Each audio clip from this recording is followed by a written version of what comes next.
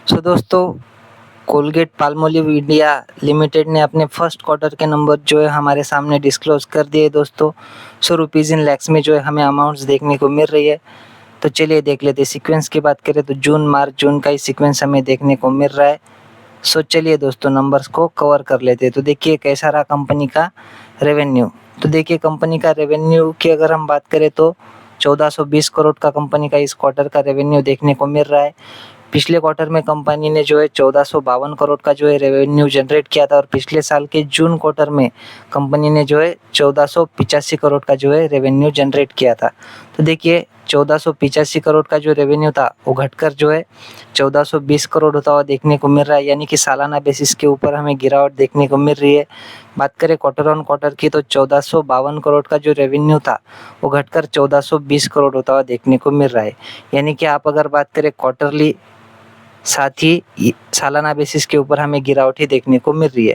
उसके बाद में बात कर लेते हैं दोस्तों कंपनी की टोटल इनकम की, यानी कि इसमें हमें अदर इनकम प्लस सेल्स वगैरह जो है का एडिशन होता हुआ देखने को मिल जाता है। तो देखिए दोस्तों कंपनी की इस क्वार्टर की टोटल इनकम है 1452 करोड़।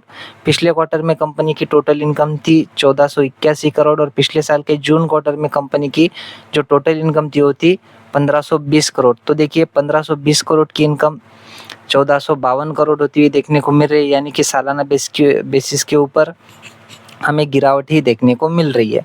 बात करें क्वार्टर ऑन क्वार्टर बेसिस की तो देखिए 1481 करोड़ की जो कंपनी की टोटल इनकम थी वो घटकर 1452 करोड़ होती हुई देखने को मिल रही है, यानी कि यहाँ पर भी हमें सीक्वेंस सेम ही देखने को मिल रहा है। बाद में बात करेंगे दोस्तों कंपनी के खर्चों की। तो देखिए कंपनी के इस क्वार्टर के जो खर्चे हैं वो हमें देखने को मिल रहे हैं लगभग 1020 करोड़। पिछले क्वार्टर में कंपनी के खर्चे थे 1003 करोड़ और पिछले साल के जून क्वार्टर में कंपनी के खर्चे थे 1030 करोड़। देखिए 1030 करोड़ के खर्चे सालाना बेसिस के ऊपर घटकर 1020 करोड़ होते हुए देखने को मिल रहे हैं, यानी कि स्लाइटली जो है डाउन कंपनी के खर्चे जाते हुए हमें देखने को मिल रहे हैं। बात करें क्वार्टर ऑन क्वार्टर की तो 1003 करोड़ के जो खर्चे थे वो जो है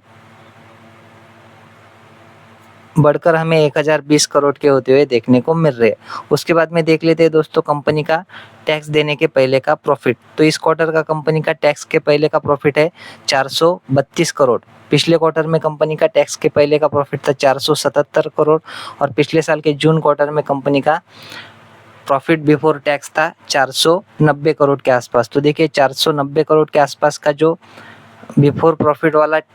बिफोर टैक्स वाला प्रॉफिट है वो 431 हुआ है, यानी कि सालाना बेसिस के ऊपर हमें गिरावट देखने को मिल रही है और क्वार्टर ऑन क्वार्टर भी 477 का 431 करोड़ होता हुआ देखने को मिल रहा है। उसके बाद में बात कर लेते हैं दोस्तों कंपनी के एक्चुअल प्रॉफिट के बारे में, जिसको कि हम net profit for the period और द ईयर भी बोलते थे। वो कितना है दोस्तों, वो है इस क्वार्टर का 320 करोड़। पिछले क्वार्टर में था 355 करोड़ और पिछले साल के जून क्वार्टर में कंपनी का नेट प्रॉफिट था 364 करोड़। तो 364 का हो चुका है 320। अगेन दोस्तों सालाना बेसिस के ऊपर हमें गिरावट देखने को मिल रही है। क्वार्टर ऑन क्वार्टर की बात करें तो 355 का हमें 320 होता हुआ देखने को मिल रहा है, यानी कि क्वार्टर ऑन क्वार्टर भी हमें गिरावट ही देखने को मिल रही है, यानी कि हर एंगल से जो है कंपनी ने जो है दोस्तों खराबी परफॉर्मेंस दिखा है। उसके बाद में बात कर लेते हैं दोस्तों कंपनी के ईपीएस के बारे में। तो देखिए कंपनी का इस क्वार्टर का ईपीएस है 11 रुपये 80 पैसे। पिछले क्वार्टर में था 13 रुपये 5 पैसे और पिछले साल के जून क्वार्टर में था 13 रुपये 38 पैसे। तो देखिए 13 का हो चुका है 11 रुपये 80 पैसे और 13 रुपये 5 पैसे का 11 रुपये 80 पैसे, यानी कि इससे हमें क्या पता चला है दोस्तों, ईयर ऑन ईयर साथ ही क्वार्टर ऑन क्वार्टर जो है कंपनी ने गिरावट ही दिखाई है। सो दोस्तों ये बहुत बड़ी कंपनी है।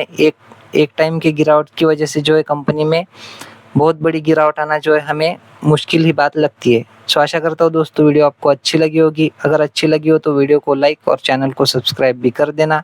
मिलते हैं नेक्स्ट वीडियो में, तब तक के लिए धन्यवाद। Bye bye.